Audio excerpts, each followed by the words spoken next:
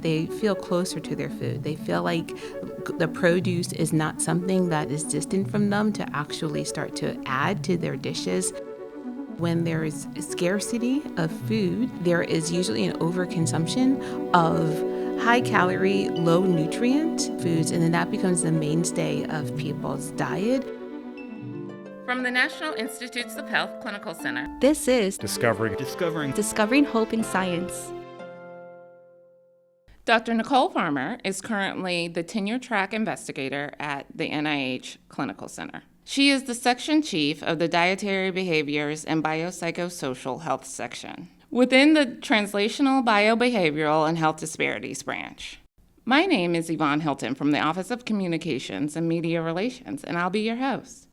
In today's episode, we are going to talk about the published article, Assessing Acceptability, the role of understanding participant, neighborhood, and community contextual factors in designing a community-tailored cooking intervention. And I'm very excited to have the author, Dr. Nicole Farmer, here with us today. Hello and welcome, Dr. Farmer. Hello. So cooking at home is linked to better diet quality. Your studies show that cooking at home helps people follow healthy eating guidelines by choosing better foods, feeling better about their diet, and eating fewer takeout or ready-made meals. Why are community-driven approaches significant in improving dietary habits and reducing health disparities? Thank you for the question, and thank you for having me here today.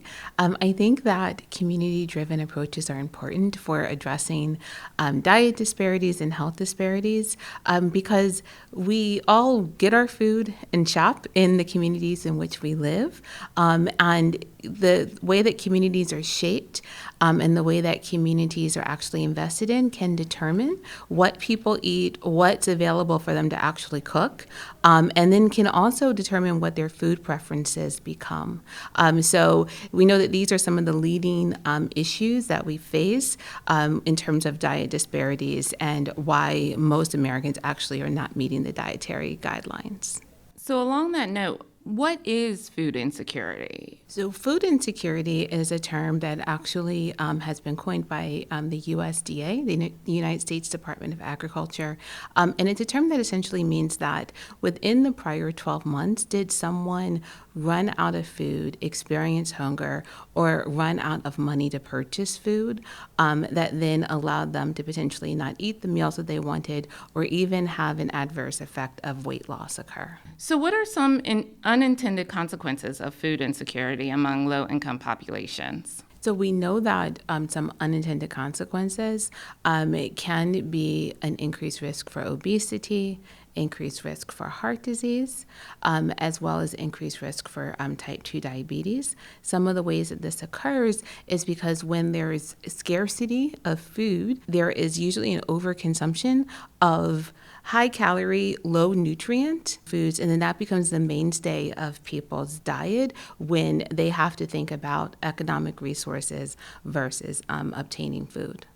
As the findings from this manuscript are implemented, how do people's relationship with food begin to change? So we've seen within our study, DC Cooks, some shifts immediately after even the first cooking class, that as we allow people to start to have a new experience with food, like cutting an onion for the first time, or shaving a carrot for the first time, that what they've remarked to us is that they feel closer to their food. They feel like the produce is not something that is distant from them to actually start to add to their dishes at home, but something that they can actually purchase and then utilize as opposed to thinking about not purchasing because they didn't know what to do with it. If you could share one key takeaway from your research with the public, what would it be?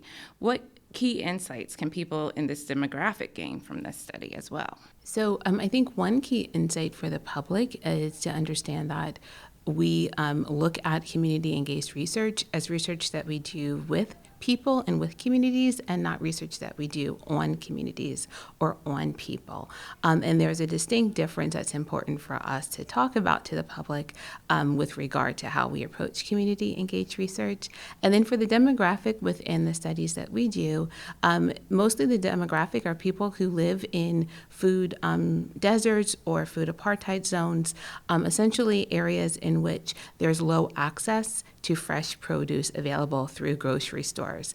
And so participation in our research, we hope, allows them to think about more available produce that might be available in addition to changing their relationship to food and thinking about how they can actually use the produce within the grocery stores. This has been great. We want to thank you for joining us today and discussing your research with us. Thank you. Thanks for listening to Discovering Hope in Science. For more episodes, please visit cc.nih.gov/OCMR/abstracts.